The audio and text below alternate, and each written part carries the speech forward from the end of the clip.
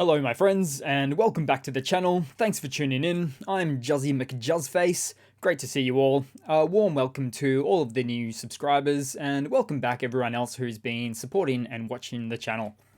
Just a quick map roundup today, and we'll start off taking a look at the Russian losses, as currently Russia sits on more than 330,000 military personnel losses there, which includes an additional 1,280 losses in the past day. In fact, losses like these are extremely similar to an average day's losses for Imperial Russia back in World War I, which averaged 1,100 Russian soldier losses per day. So truly some staggering figures here. Then as for their hardware losses, 13 tanks, 32 APVs, and back to a decently whopping 22 artillery. Then we'll head across to the map and start out in Russia, as the Ukrainian SBU, which is the security service of Ukraine, has reportedly targeted a military supply rail line deep within Russia. In fact, so deep that it's in the Siberian Far Eastern Republic of Buryatia, as two train cars with fuel blew up in the main railway line tunnel with 44 fuel cars inside it. Interestingly, this key railway line and tunnel is, well, just that. It's the main link for Russian trade with China and North Korea. Also, Russia did initially deny the attack, so it probably happened. Now, the Ukrainian SBU source said that, quote, "The Russians' primary use for this route is for military supplies, which has now been paralyzed." And so it seems like it would very much be a Ukrainian SBU target, given that military aid from the Far East requires this route for a functional army. And it could also be considered quite clever. You see, it's fairly easy to clear wreckage from train tracks and lay new tracks to get the line moving again, but it's much more difficult to clear a train tunnel of debris to make it safe for transport. And so I would add to that on a larger scale, I am quite sure that the Ukrainian SBU, alongside intelligence agencies around the world, are hatching up schemes just like this that Russia hasn't even thought to protect itself against yet. Meanwhile, also in Russia, a fire broke out in the Rostov Oblast, which spread from a market to a pyrotechnics warehouse. And it's not exactly a war-related, but looks like another special insurance operation to me. Then we'll head back across into the Ukrainian map, as Ukrainian President Zelensky has been visiting command posts in various locations, including right here in the north at Kupiansk. As such, he was there to discuss strategy and fortifications and the like. But what I really want to say is, you are never going to see Putin mere miles away from the front lines. So there we go. That's about 10 kilometers or about 6 miles. Which is pretty shameful when you consider that it was Putin's own choice to invade Ukraine, and truly in an attempt to capture it. And yet we never see him devising or learning of strategy on the front lines. And that's why some days of the week, bunker boy Putin just makes me sick. Then moving from top to bottom in the Donbass today, as Ukrainian artillery, in a quick counter-battery fire operation, hit and destroyed a mortar position of the Russian forces just east of Sumy. Then moving down the map, as Russian forces advanced in the eastern part of Stepover. Of course, Russia has been working in this location for weeks now, and in fact they did have a limited run of holding it exactly right here on this settlement's outskirts. And although it's hard to ascertain the exact step-by-step processes that Russia took, I would expect that it was a very costly attritional grind for them to make this sort of a progress, which is currently about 1 square kilometer worth of gains, which is roughly a third of a square mile. Then down south we go, as a number of Russian air defense activations were noted at Makivka, and also in Volnovakha, which has decided to leave the map. Oh no, there it is, right there. a location which also is a key intersecting point for railway in the south that Russia has a fairly strong tendency to rely on.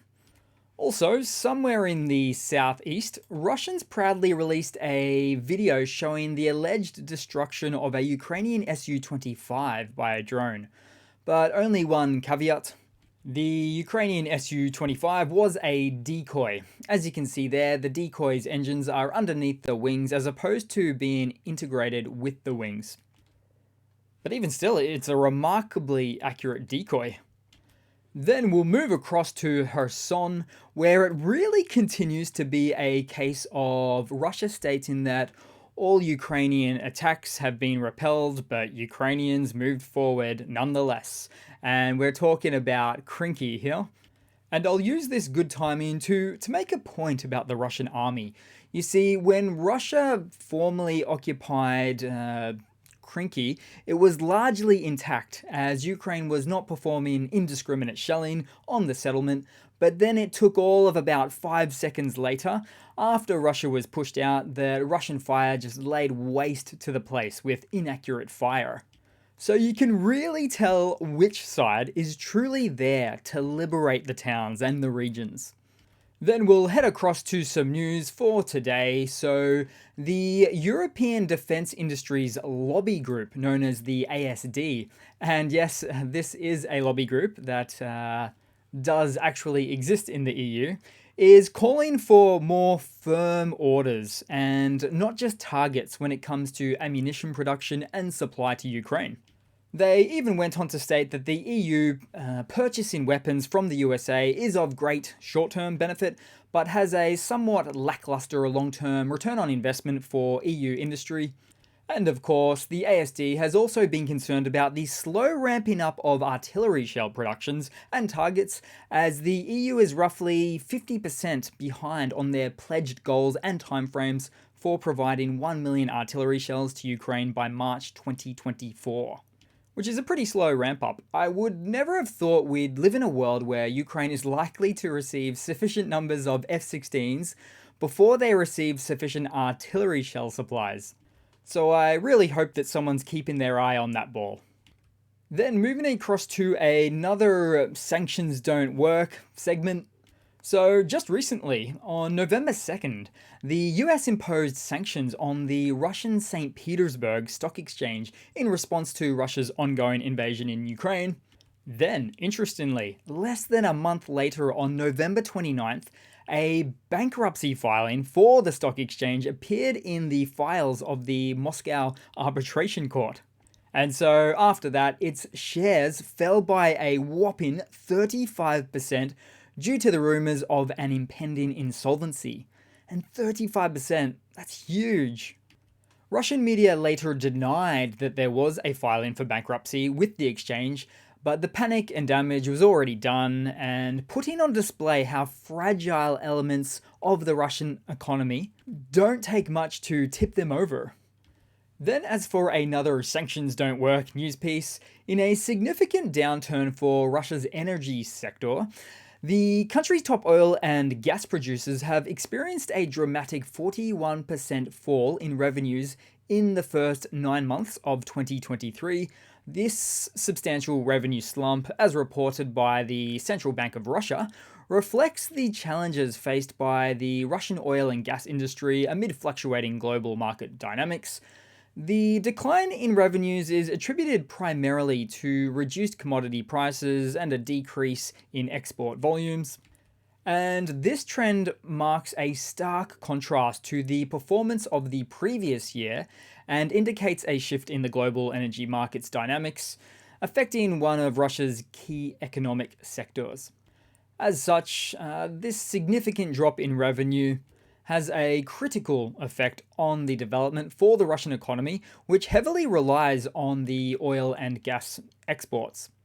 Then in some other news, at a recent meeting of the Organization for Security and Cooperation in Europe, otherwise known as OSCE, Russian Foreign Minister Lavrov the clown, made some pretty inflammatory remarks on, well, I'll just quote him.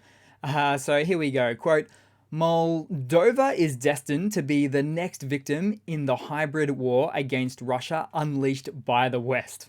So I cannot even believe what I'm hearing from this guy. Now I could get into all of this, but instead I'll just say, well, that confirms that Russia has no intentions to stop at Ukraine, unless Russia itself is stopped. Then moving across to something of another Russian military mobilization blunder segment, as there's a new trend for Russian car or bumper stickers, as there's been many new photos and images emerging from various regions of Russia showing the placement of new stickers on cars that are now saying things like, quote, "Give me back my husband," or "Vernit myon muja," which also places an extreme emphasis on the Z letter there, which of course has otherwise been quite well advertised as a standalone symbol in support of the war. But that's not how it's being used this time over. And so events like these clearly show a change in sentiment for Russians and their attitudes towards the war, particularly as the wives, in these instances, have become very annoyed at the lies spouted by the Kremlin, which originally promised the husband soldiers of the SMO the right to rotations, holidays, vacations, all of that and so much more that they never got. Plus, I would also expect the wives to be even more infuriated with the fact of having to peel off and disown their previous Z stickers that they had on their cars. I mean, seriously, have you ever tried to peel off a sticker that's been on the back window of your car that's been there for just years? It basically becomes infused with the glass like a tattoo. I won't be doing that again. Then moving across to a quick funny to round it all off for today, guys, and it's a bit of an off-brand funny, but I'll do it anyway. So, the Ministry of Internal Affairs in Russia has proposed new legislation mandating that all overseas travelers agree to a loyalty agreement. So, this agreement obligates visitors to refrain from expressing any views that could be construed as critical of Russia during their stay in the country. But you see, what this law really proposes is to punish any foreigners for a difference of opinion as it relates to the Kremlin's own official narrative on this war in Ukraine. Or in other words, imposing a lack of freedom of speech on foreigners just as they do very much with their own. But seriously, at this point, apart from diplomats, who from the West is traveling to Russia anymore? Man, this country is slowly but surely just destroying itself. So that'll be it for today, guys. Thanks again for watching. That is the weekly wrap. I'll be back the day after the next. Yeah, thanks again for watching, really, and all the support, the likes, the comments, all of those nice things there. And I do hope to see all of you guys there in the next one. Cheers.